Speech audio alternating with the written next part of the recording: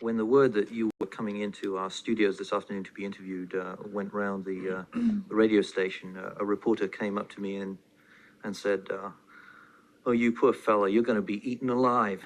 Do you think that you personally and your organization is threatening to men? It sounds rather extraordinary to say that because you were arrested, and let's assume it was a bad rap you were framed, that you couldn't find any other job in San Francisco which forced you into prostitution. You do recognize that most people watching right now don't believe what you've just said. These women sound like they want to be prostituting to you. When you talk to them, they will all tell you the same thing, how they hate what they are doing. Is this the most common form of modern-day slavery?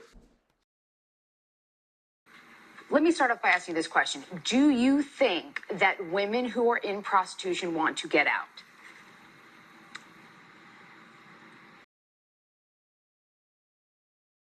Working girls, ladies of the night, prostitutes, hookers, tramps, loose women, whores. These are terms you may have heard paired with misguided, troubled, helpless, sleazy, indecent, disgraceful, or perhaps even betrayers of feminism. Whatever the term, and regardless of if you participate or hold any opinions yourself, there is certainly truth in pointing out that there has been, and still is, a plethora of opinions about sex work out there, especially about female prostitution specifically. These opinions tend to differ from one another substantially, with many of them being disapproving of women in sex work, to put it lightly. It is also worth clearly acknowledging that prostitution is not simply a topic of today. It has existed, been prevalent, and been a point of discussion for decades. And within these conversations, both new and existing, participants using that rhetoric, that language, loose women, sinners, is certainly not unheard of. These voices, derogatory or not, and condemning of prostitution or not, some of these voices we can hear tend to be loud. Perhaps they're the voices of men, or perhaps not. Perhaps they're voices of scholars or political figures. Perhaps they're conservative or religious individuals or protesters. Perhaps they're sex-positive advocates. Perhaps today, they're voices exercised by outspoken social media influencers. And perhaps they're not. Regardless, there is and has been a prominent, identifiable presence of these voices in media, news, social media, protests, journals and publications, old archives, or perhaps in general conversation, a presence that is arguably easily accessible to find and hear. You don't want to stand for country and for Christ and against communism and against prostitution? I do. I don't. Well, then come on and join us. I don't think all those are. Here's a sign available to you. You can come stand with us. Stand for the basic American principles of the home, of the family, against communism, against prostitution, and you come right out here and march with us. But what about the voices that aren't so easy to find? If we ask ourselves who are the individuals and groups we aren't hearing from, we can be led to the observation, an observation that may be particularly eye-opening or troubling, that these voices that appear absent from these conversations, such as those in archives of conversations of the past, tend to be the voices of sex-working women, prostitutes, the working girls, the hookers, the tramps, the whores. A casual internet search or scroll could lead you to opinions and voices outside of the sex working industry and outside of prostitution within minutes. Likely mere seconds, actually. Yeah, I said it. I'm gonna say that one more time for all the angry women that hate me. If you do work of any kind, as a woman, you do not deserve love or a relationship with a good, stable guy or a family. You don't. You sold your soul to the devil. Stay in hell. To find prominent voices of former or current female prostitutes, whether it be those of the past or those of today, it'll likely take much longer. Even substantial research in digital digging may not lead you to expressions of personal experience and perspective of those with real history in the industry. Yet, aren't these the voices we need to be listening to the most? So, why is there this absence? Where are their voices? The absence of the voices of female prostitutes does not and should not signify to us that they don't exist. Rather, the absence is a reflection of whose voices get to be represented and showcased, whose voices get to be found, heard, listened to. Instead of seeking out or publicizing authentic female voices, such as to show them they are heard and valued, or perhaps to consider their first-hand perspectives when making rhetorical, conversational, journalistic, or even legal choices and decisions, we are left with the voices and opinions of, seemingly, everyone else.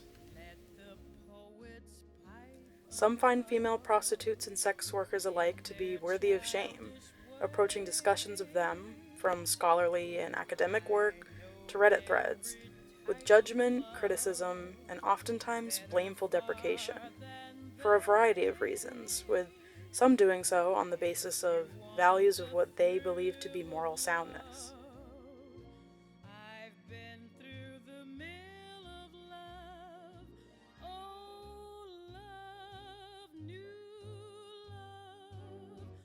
Meanwhile, in a similar nature of blame, some denouncers of sex-working women are self-identified feminists, or sometimes those who call themselves radical feminists, who may hold the belief that female prostitutes are contributors to and participants in the patriarchy, upholding social structures that merely value women as objects meant for the pleasure and appeal of men, or as entities for men to use.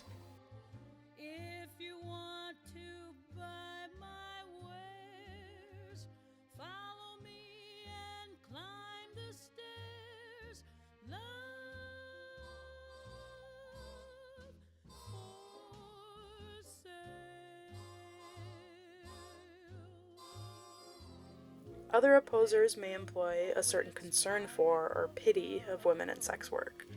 They may see them as helpless women in need of saving from the path they've gone down, or pity them as poor individuals with no other means of income to survive. They may even look at them as victims, sometimes even grouping them in with those tragically forced into trafficking and abuse.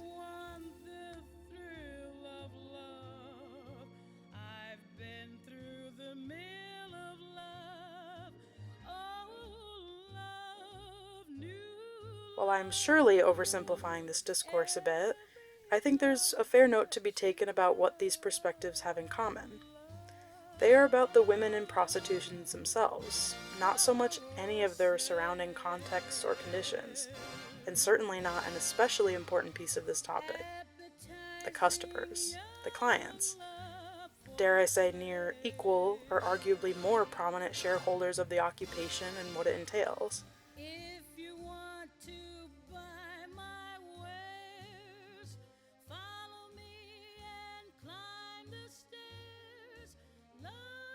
Amongst all the discussion, the discourse, and even moral debate, how often have we actually heard the voices of sex-working women?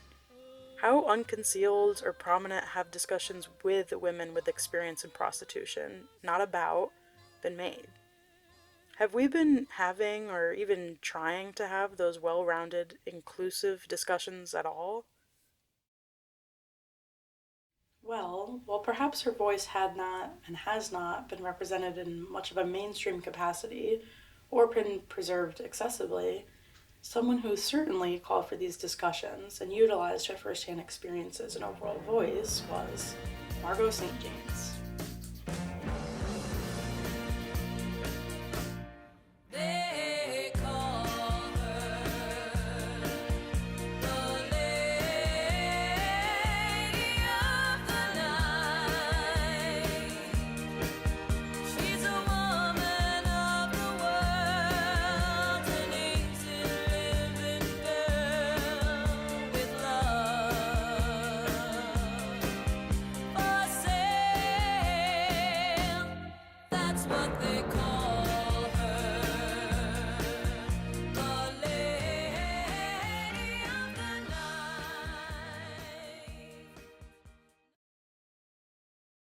Margot St. James founded the organization Coyote, standing for Call Off Your Old Tired Ethics, which established itself under the main goal of advocating for the decriminalization of prostitution. St. James argued that sex work is simply, at its core, a way to allow women to autonomously receive reimbursement or benefits, like financial stability and freedom, from something already societally expected and demanded from them anyways: sex. Sustaining itself as a nonprofit through membership dues, fundraising, and merchandise, the organization stood for sex-positive feminism, making a crucial mark in social debates of the 1970s, such as those about pornography, sex work, and ideas of choice and autonomy. The organization had its own newsletter, titled Coyote Howls. In one publication of the newsletter from 1973, the year Margot St. James founded Coyote, we can see the organization defining its primary goal as not to legalize prostitution but to decriminalize it, that is, remove prostitution from any government control. Making prostitution legal is not Coyote's position because it would still involve and enable the government to license and regulate what a woman does with her own body. Further, Coyote defined their publication as the one and only loose women's publication, dedicated to exposing and eliminating current laws against prostitution and other non-crime crimes. Coyote Howl's publication included segments speaking directly to fellow women and sex workers, promotion of local artists and businesses, allied or sister organizations, as well as written work geared towards the public, such as in sections of myth-busting, like this one, Fact or Fiction, providing direct explanations and perspectives on social discussions and realities, whether that be societally perceived notions about health and safety, or countering responses to moral concerns about sex work in the U.S. Allow this section's author to speak for a moment, responding to the fiction, prostitution undermines the moral fiber of this country, offering a valuable and firm perspective, which we can even find relevance in today. Hypocrisy is the real culprit and eroding element. What is morally undermining this country are corrupt businessmen and politicians who need to be exposed. Put the blame where it belongs. Here, we can see an assertive voice being highlighted, showcasing an empowerment through speaking on a dismissive and degrading idea collectively formed by others without true experiences in and understandings of the topic and individuals at hand. An attack on prostitutes is an attack of all women, was a common phrase of the organization, which can be seen here in the same 1973 publication. In this article, we can hear another powerful voice expand on this claim, emphasizing the importance of women's autonomy, stating, "Prostitution is one way of getting our wages. Although the government tries to isolate our struggles, we refuse to be divided. All work is prostitution, and we are all prostitutes. We are forced to sell our bodies for room and board or for cash, in marriage, in the street, in typing pools or in factories.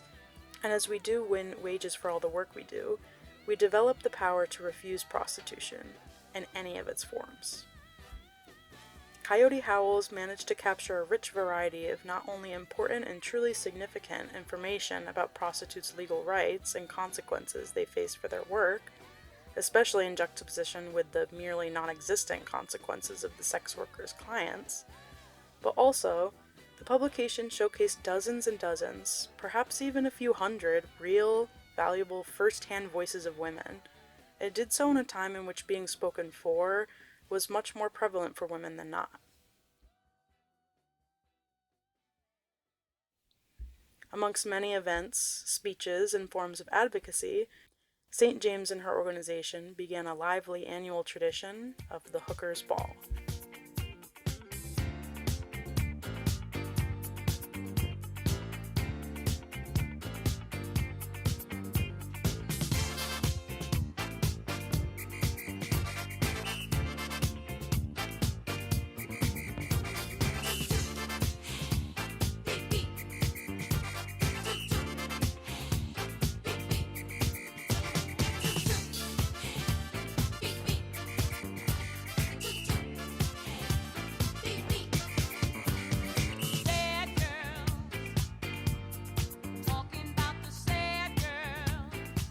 The Hookers Ball was an annual party of sorts that began in 1974 and held its last official event in 1979.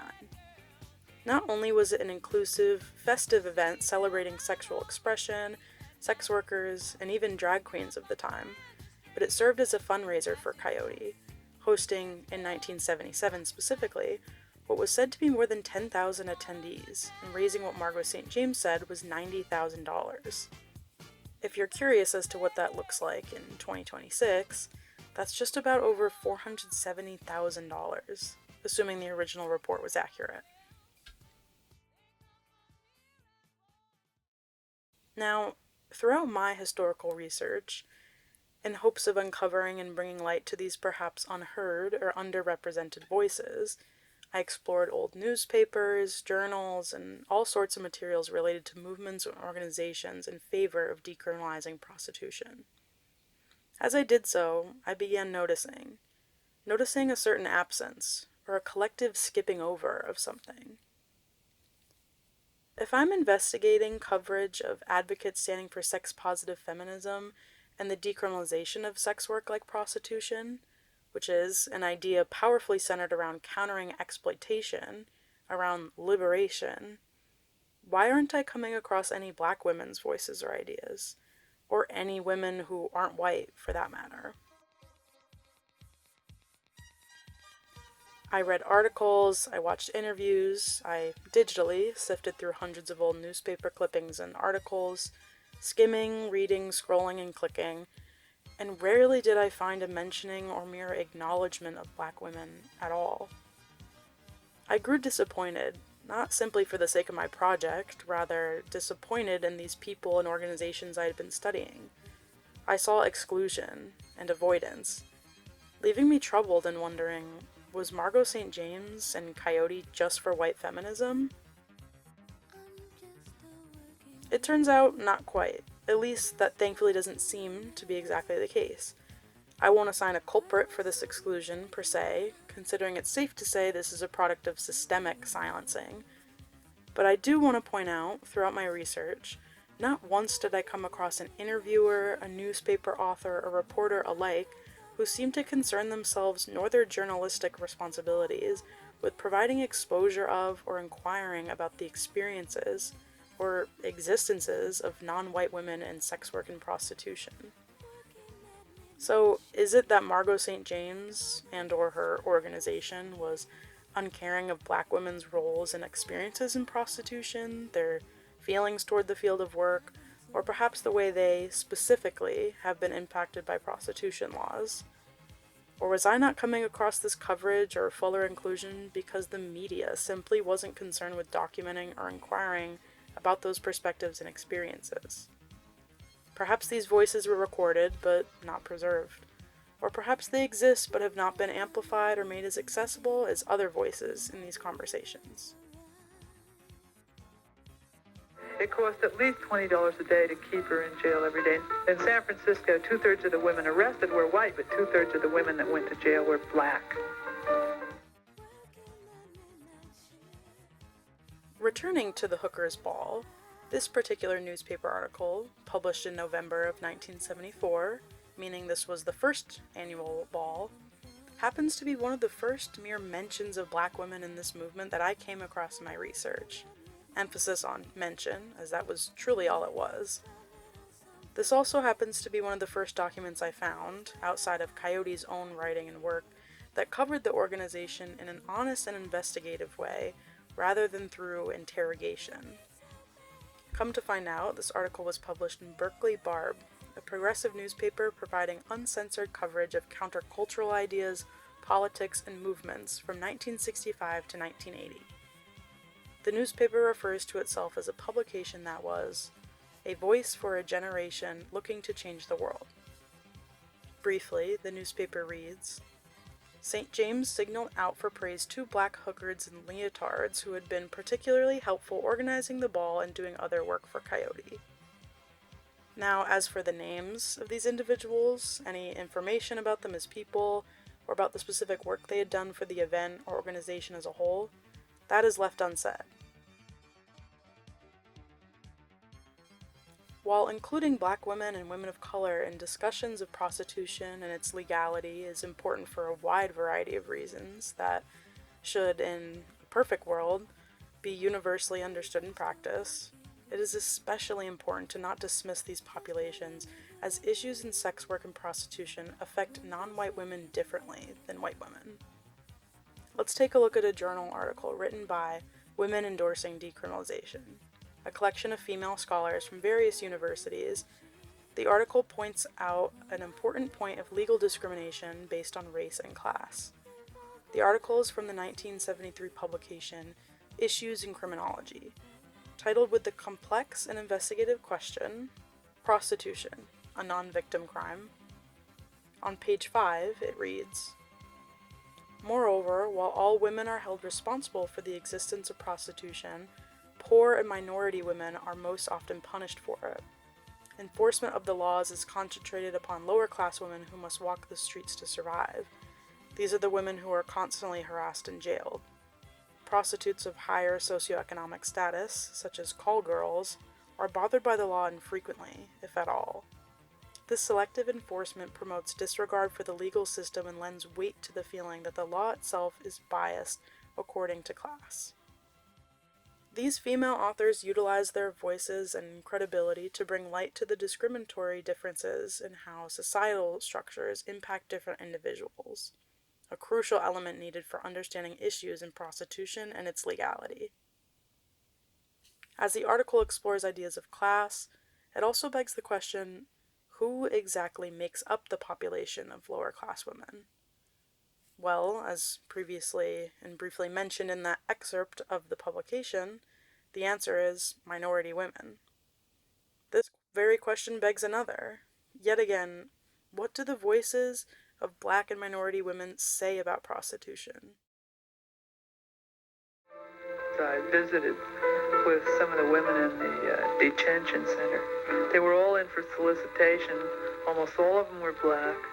And these are the people, the mothers, the women who have no alternatives. Black women, they've had it hard for a long time. And most black families are split. It's either the mother playing the role of mother and father or vice versa. Just bills and whatever has to be paid. It's hard for her to do it by herself. So I feel like, why not? Why not go out there and, lay up with a couple of dudes and see about your family?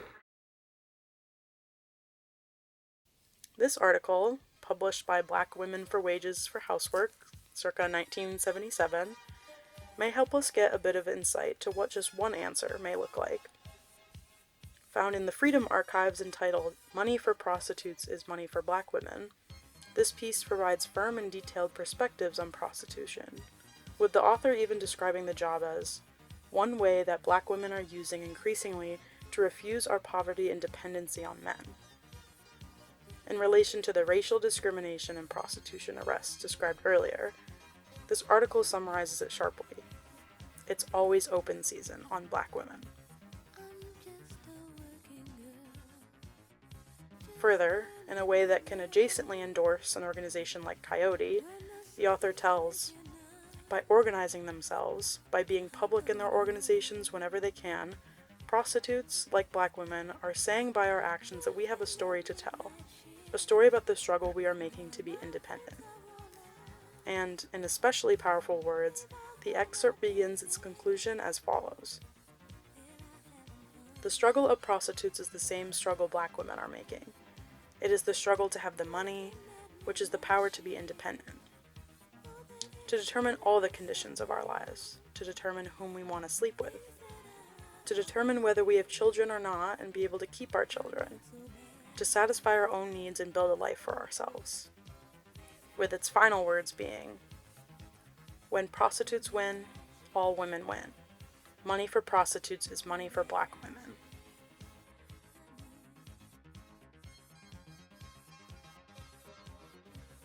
Much of what St. James, Coyote, and allies alike were concerned with, and likely still would be, is the corruption of the police and unjust, discriminatory practices and arrests targeting sex working women, while frequently refraining from allocating much or any of that effort to place burdening consequences, sometimes detrimental consequences, on the customers of the prostitutes. But we simply cannot, at least in good ethical faith, establish and engage in conversations of the repercussions and hardships faced by women in sex work for their labor and services, without considerable acknowledgement and genuine inclusion of how prostitution laws and discrimination impacts and has always impacted non-white women. To discuss sex work in a way that groups together, for example, the wealthy white call girls with the black prostitutes of lower socioeconomic status on the street, is not only a mere generalization, but it is a dismissal. It is part of exactly how historical and contemporary narrative gaps form and exist, and exactly how absences of voices and identities in archives, in media, and discourse, both personal and societal, are created, upheld, and even widened. In sources we've now already looked at, such as written publications or archived news segments, the questions asked, such as by reporters, or those given explicit, validated, and listened to voice, were seemingly unconcerned with how women in prostitution are and have been personally and significantly impacted by their experiences in the industry, or impacted by their personal lives and situations, social conditions and stereotypes, or the legal system. And they seem to be especially unconcerned with the identities and experiences of non-white women, specifically. It is journalistic and rhetorical choices like these that were, and still are, part of what leaves all women, and non-white women in particular, in prostitution out of the conversation. Even if these writers, scholars, journalists, news anchors, protesters, or everyday citizens were, hypothetically, concerned with this intersectionality, the responsibility of upholding representation and inclusion is additionally left in the hands of external individuals and groups, like publishers, politicians, and archivists, who may not well document, preserve, or publicize marginalized voices or experiences. Highlighting, honoring, and listening to these voices specifically is substantial and crucial to representatively displaying a cultural narrative that can actually make an authentic attempt to capture the full story, rather than a story ridden with gaps and absences, a story that has been told for others, a story long overdue for a powerful, autonomous rewriting. I mean, it's just a whole different thing. My daytime life and my nighttime life are so different. During the day, I'm a sophisticated woman, you know. I'd be going to all the nice places, doing all the nice things, you know, hanging with all the nice people. And everybody wonders, well, where does she get her money? She don't work. I tell them, my daddy gives me an allowance, you know. Naturally, they go for it. I'd be with those that I got to be real nasty. I got to be a tramp, you know. They want the tramp. I won't be their tramp if their money's right. And some wants a nice little sedity girl, you know, I'd be there. Somewhere I heard somebody say when I was real little that you got a gold mine between your legs. And baby, when I found that out, I wasn't no more good, you know. Somebody's daddy.